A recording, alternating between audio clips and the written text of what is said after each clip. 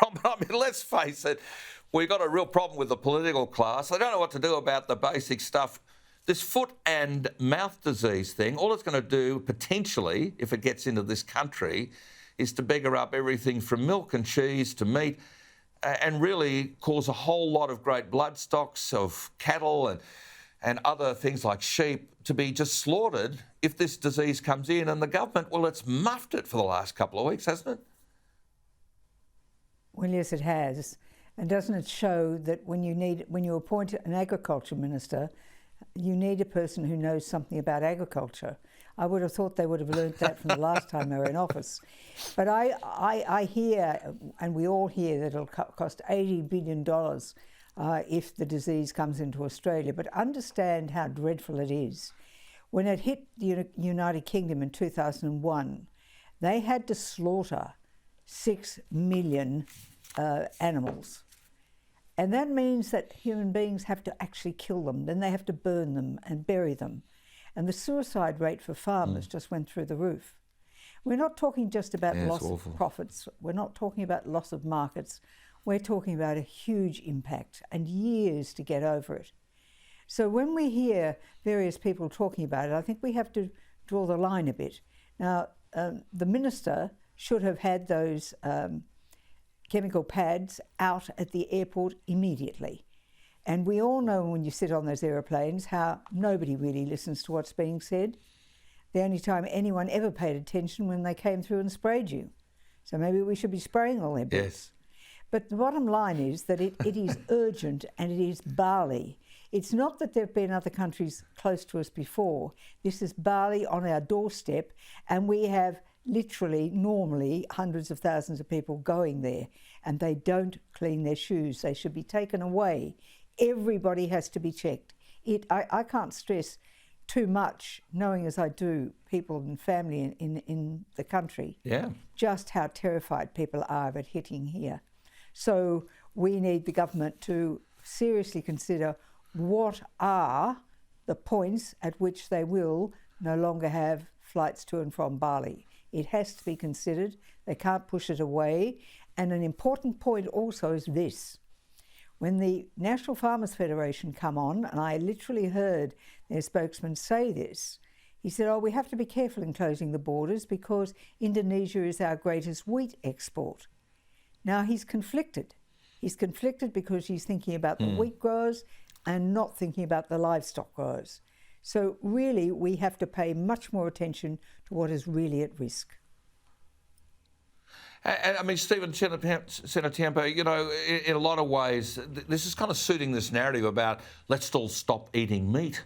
I mean, this comes at an ideal time. And, you know, and there are some people who are suggesting, oh, well, there's not as much attention to our meat growing industry. But, you know, we've got international food shortages. The last thing we want to do is to beggar up our prospects of feeding ourselves. And indeed, it's not just that. It's milk shortages we're talking about. It's cheese. There's a lot of staples, and we've already seen the problems in America where nursing mothers couldn't get hold of some of the milk product stocks that they wanted. We don't want that same problem here. No, absolutely. But I think it goes beyond that. And you know, when we talk about the $80 billion industry, we talk about food shortages, but it's the decades-long impact. If this was to take a foothold in Australia, not only do we lose that $80 billion immediately, it's the lack, you know, the loss of the blood stock and the genetics in our livestock industry, which is second to none around the world. That's going to take decades upon decades to rebuild. It's the flow-on effects to mechanics and hairdressers and various other people in these rural communities that are going to be decimated by this as well, because if the farmers can't feed themselves, they can't feed their communities as well. I mean, and then, you know, I mean, the lack of action by the political class on this has been extraordinary. I'll get to Murray Watt in a minute, but I read an article this morning from the Agriculture Minister in Western Australia saying, oh, look, this is nothing to worry about. Food prices will actually come down if foot and mouth disease gets a foothold in Australia. I mean, these people are on a different planet. But in the lead up to the election, Murray Watt was on the phone to me every second day or sending me an email saying, can I come on the show and talk about this? Can I come on the show and talk talk about that. There's been absolute radio silence since this outbreak in New Zealand. And the problem is I've been complimentary of Anthony Albanese in his early stages, and he's out there on the world stage doing what a Prime Minister needs to do. But when you have the three most senior members of the government out of the country and you leave the work experience kids behind to run the joint, this is what happens. It's all well and good to say we're rebuilding our international relationships, but on the first domestic hurdle, they've fallen down, and it's one that could cost this country for years to come and to unknown amounts that we will never be able to quantify. Yeah, look, I'll give Murray Watt some credit on the fact that he wants to go and help the Indonesians get rid of this, but the only way they're going to get rid of it is to kill the beasts, and that's the dreadful reality for them. So we've got to be able to feed them, Daisy. That's the point. We have an ability in this country, this massive land of ours, a just add water country, right?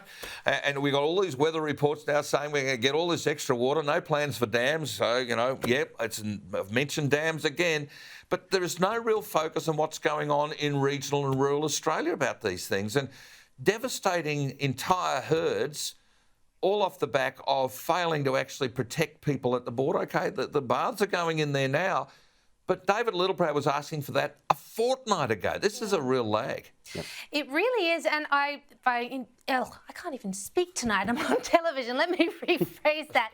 Foot and mouth, fragments of it have already been found in Australia just recently. There was some found on meat and shelves in a supermarket in Melbourne, and also some imported meat from China. Only fragments, but that is indicative that, that it is here in some capacity, and who knows, maybe it's elsewhere as well.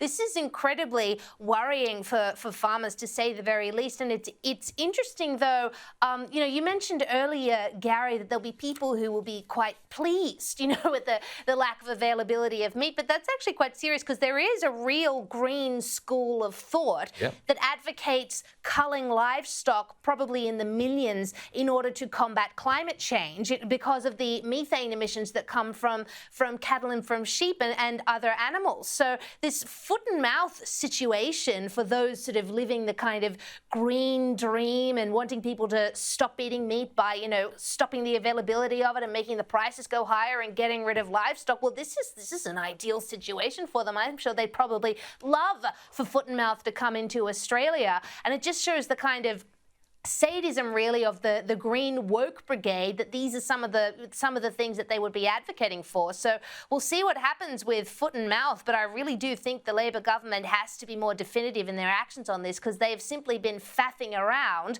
and the risk is just too great to do that. Yeah, I thought Murray Watt would be better than this. Susan McDonald was all over this, like the proverbial. And Susan McDonald is a shadow minister for Northern Australia, but Susan's family are some of the biggest grazing companies in Australia. She's been involved in that meat production sector for a long time. She saw just the mention of the word foot and mouth as a big threat to this country's sovereignty yet again.